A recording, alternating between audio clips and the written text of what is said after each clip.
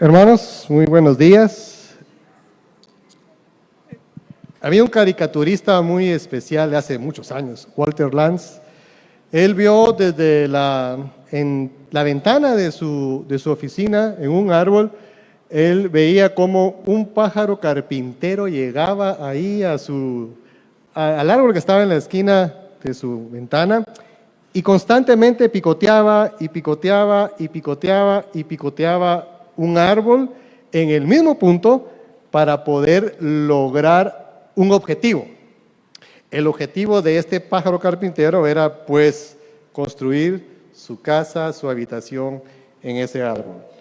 Ese pájaro carpintero inspiró a este caricaturista, a ver si ustedes se recuerdan, a esta serie de televisión, El pájaro loco, ¿verdad? Loquillo. Los jóvenes, por favor, vayan a YouTube y busquen El pájaro loco y van a encontrar esto. Nosotros vivimos con él, ¿verdad? Vivimos con el temperamento de este pájaro loco, que así se le llamaba el pájaro loco en español, ¿verdad? Pero lo interesante de este animalito, no de la caricatura, sino del pájaro carpintero como tal, es que él persiste hasta lograr su objetivo. Es decir, ve un árbol y a ese árbol va a dar constantemente picotazos hasta lograr desarrollar una habitación donde él pueda vivir, una casa y pueda pues tener una familia. La persistencia de este pájaro carpintero.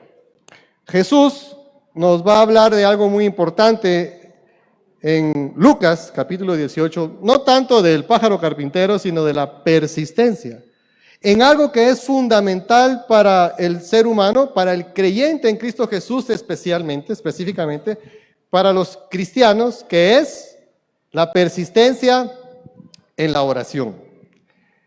Y vemos en el contexto del pasaje cómo es que Jesús viajaba hacia Jerusalén, y entre Samaria y Galilea, él hace varios acontecimientos. Sana a 10 leprosos, uno de ellos regresa a dar gracias por la sanidad. Luego los fariseos hacen una pregunta acerca del reino y el futuro, y Jesús se detiene y expresa y da toda una enseñanza acerca de esto, pero Jesús nota allí algo que estaba pues como hasta cierto punto dando aflicción a los discípulos. Y era pues precisamente esto, lo de el reino y el futuro.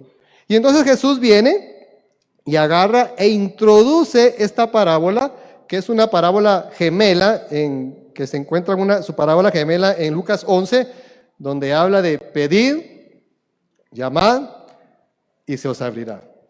Y esta parábola, junto con la que vamos a ver ahorita de la persistencia de la viuda al orar, tratan del mismo tema, el hecho de ser insistentes en el arma más poderosa que los cristianos tenemos, que es la oración. ¿Qué ha pasado con esa arma poderosa? Cada quien en nuestro mundo individual vamos a ver cómo es que usamos esa arma de la oración. Esa arma nos abre muchas puertas, pero lo importante de la oración no es lo que nosotros querramos y que Dios responda a nuestra oración, a nuestro juicio, sino lo importante de la oración es cómo mi voluntad cada vez está más alineada a la voluntad de Dios. Cómo mi voluntad cada vez se acerca más al cumplimiento de la voluntad de Dios. Porque de lo contrario, si eso no sucede, vamos a tener mucha frustración en cuanto a nuestras oraciones diarias, en cuanto a un problema o una circunstancia diaria que estemos pasando o atravesando, y que nos demos cuenta que a nuestro juicio la respuesta a nuestra oración no ha sido contestada. Probablemente nuestra voluntad en cuanto a lo que queremos, lo que expresamos, lo que necesitamos, no esté acorde a la voluntad de Dios. Por eso el Señor nos habla en esta parábola en el capítulo 18 de Lucas, capítulo 18, verso 1. Jesús de entrada nos da el significado de la parábola. Es decir, no tenemos que estar buscando qué significa la parábola, sino que Jesús nos da el significado de la parábola, una parábola que está escrita por la angustia de los discípulos en cuanto a las situaciones futuras del reino, y Jesús les contesta, pues el reino está presente, aquí, yo, presente, ¿verdad? Entonces, en primer lugar vamos a ver cuál es el objetivo de la oración. Y el objetivo de la oración es que la importancia de orar y no desmayar o darse por vencidos. Ese es el objetivo de esta parábola, la importancia de orar y no desmayarse o darse por vencido. Veamos entonces qué dice el versículo 1 del capítulo 18 de Lucas. Dice, también les refirió una oración sobre la necesidad de orar y no desmayar. Vale la pena notar los dos verbos en griego usados aquí, orar y desmayar, o desalentarse o desanimarse, están ambos en tiempo presente. Un sentido de los verbos en tiempo presente es que hay una continuación en la acción. Jesús está diciendo entonces lo importante que es orar constantemente para no desmayar constantemente. En algún momento de su vida, mi querido hermano, usted ha sentido desmayar, desfallecer, desanimarse, desánimo, sin vida, por algún problema, por alguna situación, algo que en su presente o en su pasado haya pasado, o en su presente que esté viviendo constantemente ahorita. Alguna situación difícil que esté pasando, sea de relación familiar, sea de situación financiera, sea de lo que estamos viviendo, tiene que estar con una base en el futuro de la venida de Jesús, siempre pensando en que lo que estamos viviendo no va a ser por siempre. No hay problema que dure mucho y por siempre, hermanos. La actitud nuestra en esos problemas, cómo yo tomo el problema y cómo yo hago algo con ese problema para bendición de mi propia vida y de los que me rodean. Es por eso que orar constantemente. Lo puede hacer de forma formal, teniendo su tiempo de oración específico en cuanto a su oración y devocional diario, pero va más allá de eso. Va más allá una vida de estilo de oración, donde lo que nosotros vivamos constantemente sea guiado por la voluntad de Dios a mi vida y a su vida, la cual dice Romanos que es agradable y perfecta. Si yo no quiero desmayar, yo creo que usted no quiere desmayar, si usted no quiere sentirse desanimado, abrumado, lastimado por una situación presente, la respuesta está clara: orar constantemente. Orar constantemente pidiendo a Dios su voluntad en mi vida y en la situación que está viviendo. Probablemente no va a ser la respuesta que usted quiere, pero va a ser la respuesta que Dios va a dar para su propia vida, para bendición suya y para bendición del reino. Orar siempre. Jesús nos da esta pauta de orar y nos cuenta una ilustración de esto. La ilustración es de una viuda que no tiene nada, que probablemente está metida en un problema de tierras, eso es lo que dicen muchos comentaristas, que pide que se le haga justicia a su situación que está viviendo y se enfrenta a un juez, el encargado de impartir la justicia, pero que ese juez tiene ciertas características. No es temeroso de Dios y no le interesa a la gente. Mire qué características más interesantes la de este juez. Un juez es puesto para dar justicia y la justicia dicen que es ciega, ¿verdad? Pero en este momento histórico en el que estamos viviendo, los jueces, se suponía que los jueces hebreos tenían que ejercer justicia, se suponía que tenían que ayudar y sobre todo a cuidar de las personas. Moisés puso jueces, Josafat puso jueces, Y en el Salmo 68.5 habla algo acerca de lo que hace Dios como juez. Y dice que Dios mismo es padre de los huérfanos. Hoy con los jóvenes, las parejas jóvenes que estábamos, hoy los papás, estábamos hablando de los huérfanos y las viudas. Dios dice que Él es padre de huérfanos y juez de viudas. Pues esta viuda, ya de entrada nos dice el problema serio que tenía. No había quien por ella. En esta cultura los encargados de solucionar problemas eran los hombres.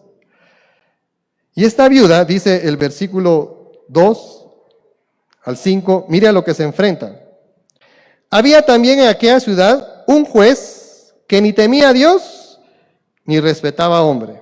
La Nueva Traducción Viviente dice, había un juez en cierta ciudad que no tenía temor ni se preocupaba por la gente. En la Palestina del primer siglo existían muchos arreglos políticos, ¿sí? Mucha corrupción, donde la gente que era la encargada de ejercer justicia, pues estaba metida en un manto de corrupción donde no le interesaba mucho cuidar a las personas. No sabemos si este juez era un juez judío o esta viuda pues vino y al no recibir el cuidado de los jueces judíos, de las personas que podían ejercer justicia, que en su caso eran 3, o bien un rabino que podía ser también un juez y podía juzgar en favor de ella, no ejerció la justicia que ella quería. No sabemos si era un juez judío o era un juez no judío, no sabemos si ella era judía o no era judía. Lo que sabemos es las características de este juez y las características de esta viuda. El juez, su característica lo vamos a describir por lo que él no hacía. ¿Qué es lo que no hacía el juez? Es descrito por alguien que no teme a Dios. Es decir, no reconoce ninguna autoridad superior que pueda pedirle o rendirle cuentas. En términos humanos, no existe ningún motivo para obedecer las reglas de Dios. ¿Le suena algo del presente? Como que se vino para el 21 esto, ¿verdad? Estamos viviendo una situación bien complicada en nuestro país. El temor a Dios, la reverencia, el cuidado de no blasfemar, no hacer algo en contra de Dios, está siendo a un lado, en el presente, pero ya fue en el pasado también. Entonces, las características de este juez es que no teme a Dios, no le interesa y no considera o no se preocupa de las personas. La forma en el original es que este señor no tiene vergüenza. En buen guatemalteco es un sinvergüenza.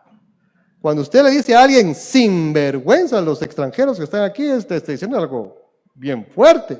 Le está diciendo que no tiene la capacidad de asumir su responsabilidad como ser humano en una relación. Es un sinvergüenza, es una persona que hace daño, es una persona que no le importan las demás personas.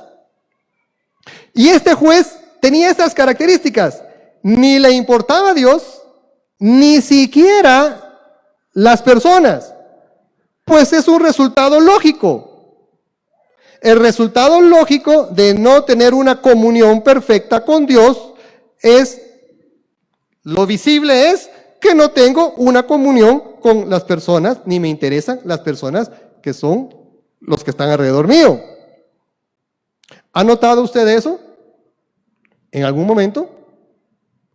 ¿En la época que estamos viviendo? ¿Gente amadora de sí misma? ¿Gente que no ve más allá de su propio beneficio y que solo piensa en él? Pues así era este juez, ¿verdad? Pero la viuda viene aquí y hace algo bien interesante. Mire el versículo 3. Había también aquella ciudad, X ciudad, Jesús nos muestra qué ciudad, X ciudad. Había también aquella ciudad, dice, una viuda venía a él diciendo, hazme justicia de mi adversario. Hazme justicia de mi adversario. El pájaro carpintero, molestando al juez. Mire, las viudas tenían que ser cuidadas y protegidas por el sistema, por la ley. Era parte del cuidado hacia la comunidad el respetar, el cuidar y el proteger a las viudas.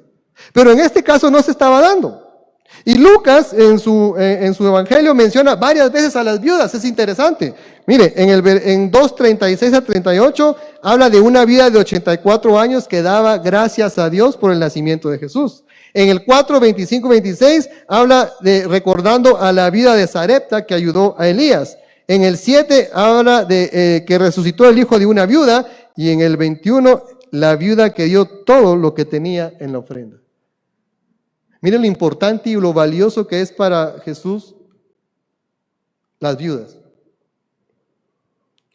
Aquella persona que es vulnerable, aquella persona que probablemente le toque tomar decisiones en la vida, en un momento determinado al inicio de su viudez, y que necesita del cuidado de Dios visto a través del cuidado de las personas que son usted y yo. Porque en un momento vulnerable uno puede tomar decisiones que no son correctas. Necesita del apoyo de otras personas. Necesita del cuidado de otras personas. Pero esta viuda venía constantemente. Venía constantemente aquí con el juez y le decía, haz justicia. A la viuda la vamos a describir por lo que ella hace y por lo que ella dice. Actúa continuamente. Ella sigue apareciendo y haciendo una demanda. Exige justicia. Tal vez una reivindicación o tal vez que la vengue de algo. Pero ella tiene una constancia que le está pidiendo al juez. Le está dando con mucha exigencia. Está molestando al juez. Yo no sé, hermanos, ustedes tienen niños pequeños. Cuando a los hijos se les da un berrinche y le dice, yo quiero, yo quiero, yo quiero, yo quiero. Depende de la intensidad de su hijo, así va a ser la paciencia suya. Cuando un hijo intenso decide algo, hasta que lo logra. Se pone en modo objetivo de persistencia y lo va a lograr. Esperamos que logre cosas de beneficio para el bien de él, ¿verdad? Es parte importante de la perseverancia. La viuda venía y estaba diciéndole al juez, hazme justicia, hazme justicia, hazme justicia. Exige que se le vengue, ¿verdad? Tal vez ella piensa que el juez le puede ayudar. Ahora veamos aquí la parte de la perseverancia de la viuda al exigir justicia. A pesar de la negativa inicial del juez, la viuda no desistió en su búsqueda de justicia. Ella seguía acudiendo al juez día tras día, pidiéndole que le ayudara en su causa. Mira el versículo 4 y 5 dice, él no quiso por algún tiempo, pero después de esto dijo dentro de sí, aunque, repite lo que ya dijo Jesús, ni temo a Dios, o sea, él tenía bien claro quién era, ni tengo respeto a hombre, sin embargo, porque esta viuda me es molesta. Mire, si yo tuviera un pájaro carpintero en la esquina de mi casa todo el tiempo dándole un árbol, yo estaría muy molesto porque yo tengo problemas con los ruidos. Esta viuda estaba siendo molesta. Es decir, le haré justicia, no sea que viniendo de continuo me agote la paciencia. El juez reitera lo que él era, ¿verdad? Ni temor, ni cuidado. Pero es interesante que está hablando de que lo que la viuda hace es como tener a la viuda todos los días en su puesto de trabajo allí, donde él está ejerciendo justicia y está ahí la viuda parada. Y él aquí haciendo sus negocios, ¿verdad? Aquí, Y la viuda para... Ahí le recuerdo, hágame justicia. Él hablando aquí, hágame justicia. Ahí le recuerdo, hágame justicia. Es llevar a la viuda todo el momento en su lugar de trabajo exigiendo justicia. Hasta cierto punto esto es molesto. Cae mal. Y mire lo que hace el juez. El juez dice, mire, como me es molesta, esta señora está aquí, me es molesto, dice, no sea que viniendo de contigo me agote la paciencia. El verbo griego aquí es hipopiazo, pertenece al mundo del boxeo. ¿Sabe que en el boxeo es uno de los deportes más duros y complicados? El boxeo va a acabar a la otra persona. La viuda es una boxeadora que está aquí. Hágame justicia, hágame justicia. Un jab, izquierdazo.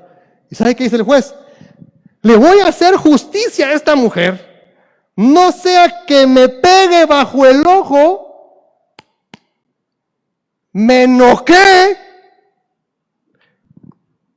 me deje tirado allí y todos los demás sepan lo malo y perverso que yo soy.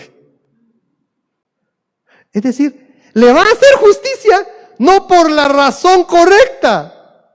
Le va a hacer justicia porque él no puede quedar mal en ningún momento. Pero la viuda hizo algo. Lo noqueó, hermanos. Lo noqueó. No vaya a ser que esta viuda esté ahí fastidia y que mejor le voy a hacer justicia. La otra parte donde se habla de este verbo en griego es en Pablo cuando dice, y tomo mi cuerpo y lo golpeo.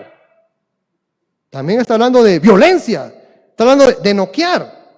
Muy bien, entonces decimos que la viuda es una boxeadora que acaba de tirar al piso al juez. La insistencia, la persistencia de alguien que tiene una necesidad y que sabe que la única manera de tener y la respuesta es siendo persistente.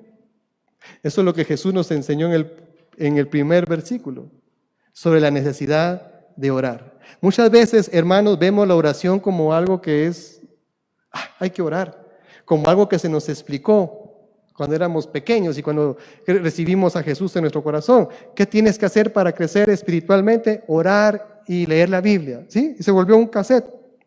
Orar y leer la Biblia. ¿Qué hay que hacer? Orar y leer la Biblia. Y se quedó como ahí. Es algo que, pues sí, que es parte de, se está menospreciando el poder de la oración. Y ese poder de la oración lo puede experimentar usted y yo en todo tiempo. Orar siempre y no desmayar. Es lo que dice el versículo 1. Ahora Jesús viene. Y con eso que hizo la viuda ahorita, viene Jesús y va a dar una explicación, diciendo cosas muy importantes para su vida y para mi vida. Y dice así, la respuesta de Dios a la perseverancia en la oración. Y dijo el Señor, oíd lo que dijo el juez injusto. ¿Y acaso Dios no hará justicia a sus escogidos que claman a Él día y noche? ¿Se tardará en responderles? Etiqueta que Jesús pone al juez, le llama injusto nuevamente. O porque no temía a Dios, o porque realmente en su trato a ejercer justicia era alguien injusto. Pero en el versículo 7 y 8 Jesús está explicando que Dios quiere darnos respuesta a nuestras oraciones. Pero también quiere protegernos. En última instancia, Dios está interesado, hermanos, en nuestros corazones. Repito esto. Jesús está interesado en nuestros corazones. Si toma de referencia cómo el cuidado hacia una viuda es importante. Y Él dice que va a dar respuesta a las oraciones, está cuidando de usted. Está cuidando de mí. Y entonces, Dios no quiere que cesemos en nuestra comunicación con Él. Él desea que nuestra atención constante, Él desea que que pasemos tiempo relacionándonos con Él en oración. Entonces, una pregunta reflexiva ahorita es, ¿cómo está nuestro tiempo de oración?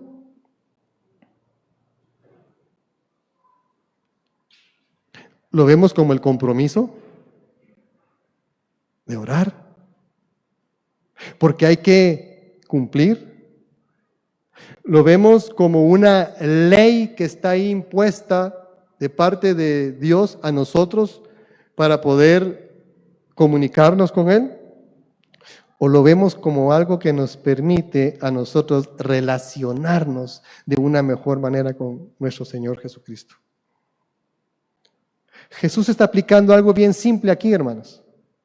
Lo que funciona en lo pequeño e injusto va a funcionar en lo grande con la justicia de Dios que Él puede ejercer. Si un juez que ni teme, que ni le importa a la gente, por cansancio al qué dirán, hace justicia, ¿cuánto más nuestro Padre Celestial? Dice, ¿y Dios no hará justicia a sus escogidos? A los que Él ha escogido para Él, que claman de día y de noche. Esta historia sugiere que cada palabra de oración debe llegar a la profundidad del corazón, donde solo se puede llegar por medio de incesante reiteración. Bonhoeffer, en su libro Vida en Comunidad, dijo esto: la pasión de los que imploran a Dios día y noche nos recuerda la oración que Jesús hizo justo antes de su muerte. Y estando en agonía, oraba más intensamente. Y fue su sudor como grandes gotas de sangre que caían hasta la tierra. Recuerde, el Padre respondió la oración no eliminando el vaso de su sufrimiento, sino redimiéndolo. Tomemos eso para nosotros, hermanos.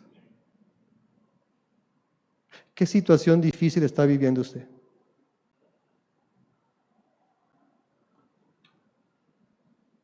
¿Qué carga está llevando sobre sus hombros?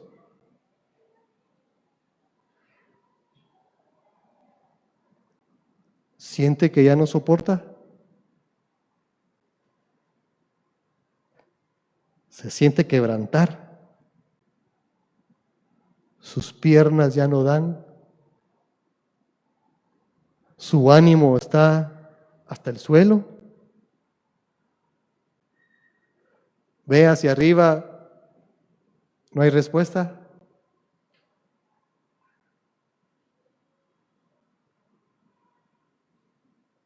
¿Cómo está?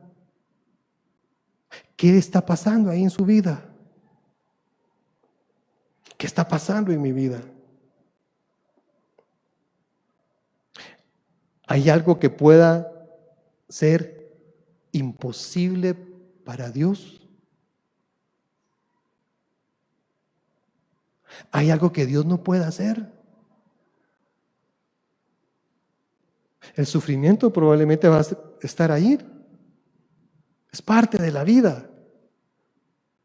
Pero Dios va a dar una salida a cada situación de su vida cuando empezamos a hacer que nuestra voluntad en oración se alinee a la voluntad de Dios y no al revés. Cuando yo pretendo alinear la voluntad de Dios a lo que yo quiero, ahí hay frustración. Bienvenido al mundo de los frustrados. Yo soy parte de los frustrados.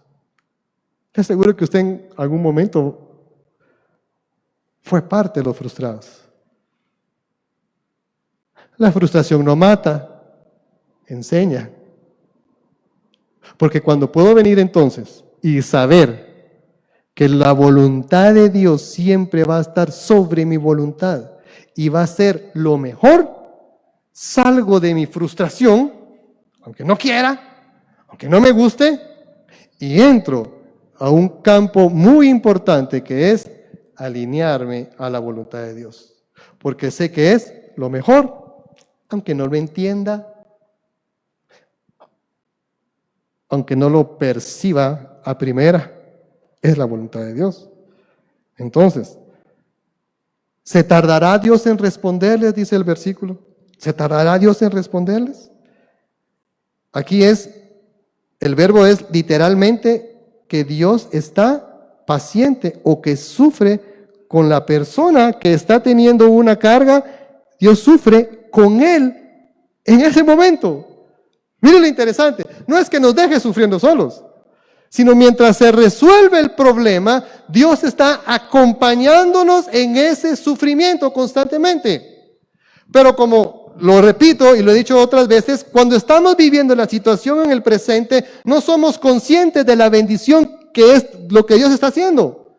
Muchas veces para eso tenemos que pasar por la situación, el problema, y ya que lo pasamos, ver hacia atrás y ver cómo Dios en el pasado ha sido bueno con nosotros.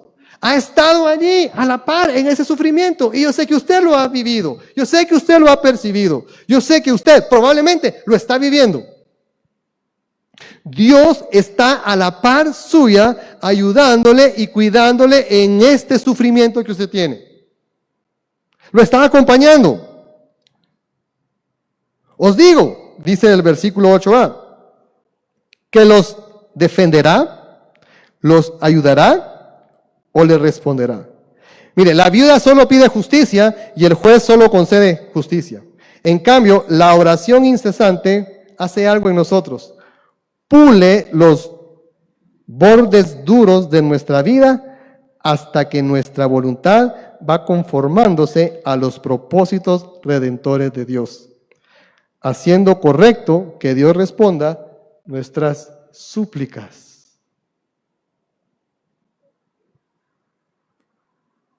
¿Cuántas puliditas le ha dado Dios? ¿Cuántas puliditas? ¿Necesitamos una pulidita más? Hay cosas que no queremos, pero son necesarias. Y cuando Dios pule, es porque está trabajando en usted, hermano. Está trabajando en su vida. Está trabajando en mi vida. En ese movimiento de oro, Dios me acompaña, Dios me cuida. Mire lo que dice el versículo 8b. Pero cuando venga el Hijo del Hombre, ¿hallará fe en la tierra? La Nueva Versión Internacional dice, pero cuando el Hijo del Hombre regrese, ¿a cuántas personas con fe encontrará en la tierra? Encontrar fe. Nuestro Señor pronunció estas palabras para mostrar que cuando la fe falla, ¿sabe qué pasa? La oración muere.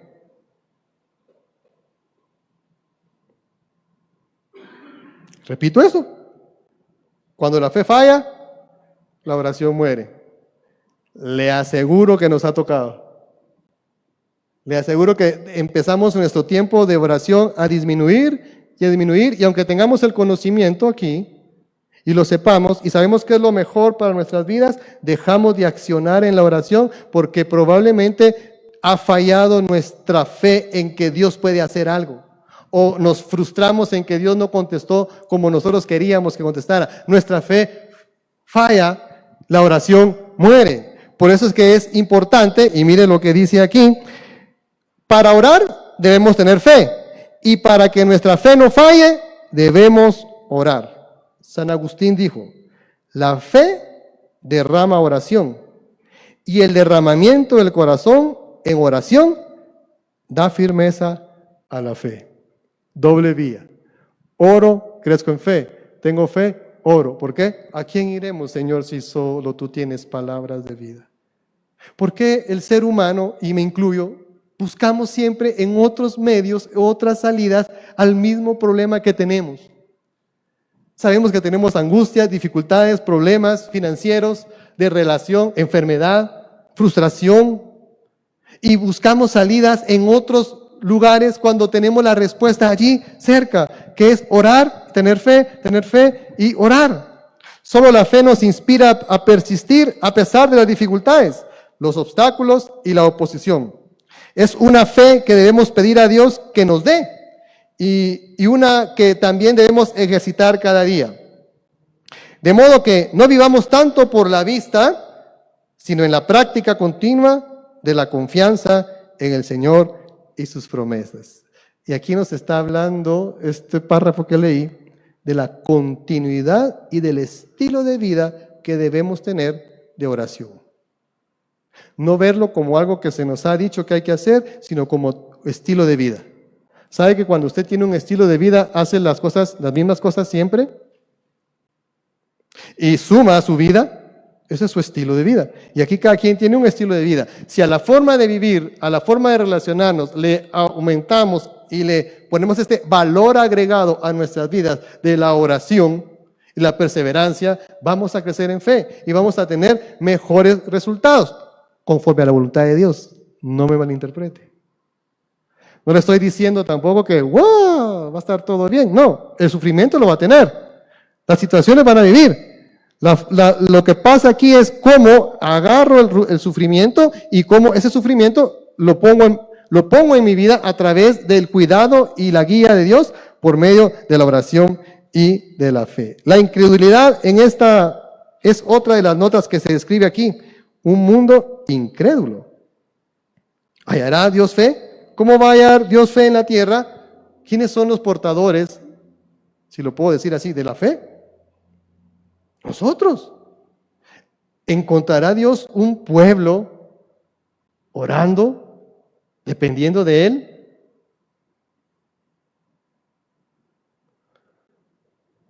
¿Me encontrará a mí creciendo en fe? ¿Creciendo en la confianza a través de la oración? El mundo en el que vivimos es un mundo que está quitando de la mira todo lo que tenga que ver con Dios, la Biblia y el respeto a Dios y a su palabra.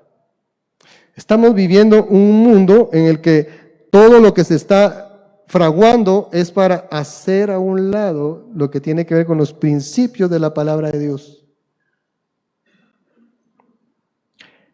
¿Hallará Dios fe en mí para poder ir y comunicar el Evangelio en contra de la corriente que estamos viviendo ahora? ¿Seré persistente en la oración por los tiempos en los que estamos viviendo? ¿Las personas van a poder oír de la palabra de Dios por lo que nosotros estamos exhibiendo con nuestros comportamientos constantes, incorporando la palabra a nuestra propia vida?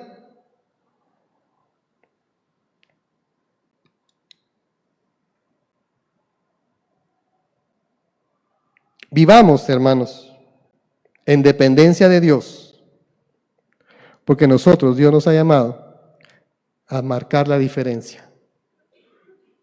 Hijos e hijas escogidos de Dios.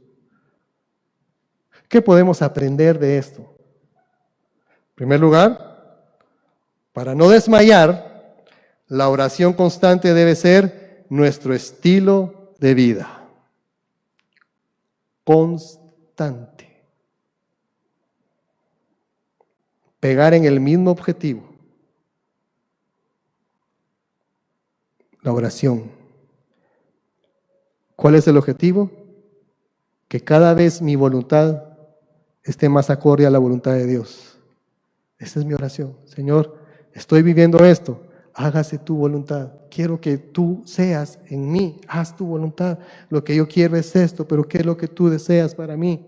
¿Qué es lo que tú deseas para mi hijo? ¿Qué es lo que tú deseas para mi familia? ¿Qué es lo que tú deseas para mi familia extendida? ¿Qué es lo que tú deseas para la congregación, para la iglesia? Señor, haz tu voluntad, haz tu voluntad. Señor, ayúdanos en este mundo en el que estamos viviendo. Danos, Señor, las estrategias para poder servirte, las estrategias para poder ministrar allá afuera, las estrategias para poder llevar el Evangelio y hablar del Evangelio en los lugares donde nos desenvolvemos. Señor, en donde estoy, que pueda ser de impacto, en donde soy, que pueda ser de influencia. Señor, haz que tu voluntad se haga en mi vida. Señor, haz que tu voluntad se haga en mi vida.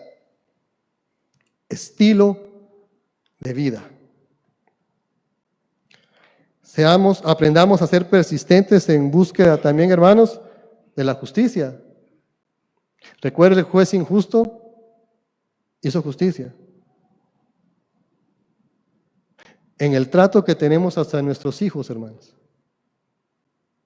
seamos justos en el trato que tenemos hacia ellos, en el cuidado hacia nuestro cónyuge, sea justo. Busque el bien, ame, cuide, protege, tenga una relación sostenible. Si el juez injusto hizo algo, usted es justificado por la sangre de Cristo. Le quita el pecado eterno y le permite construir una vida con base en lo que Dios manda para su vida y los principios de la palabra de Dios. Los tenemos allí. Tomemos los principios, agarrémoslos y sigamos en esta relación de principios, de relación, pero siempre con esta parte fundamental de orar, tener fe, perseverar. Y por último, vivamos una vida de oración como un estilo de vida, esperando, hermanos, el retorno de nuestro Señor Jesucristo. En vano es que estemos haciendo tantas cosas si no tenemos eso claro ahí. El retorno de nuestro Señor Jesucristo. Cierre sus ojos un momento, por favor. Quiero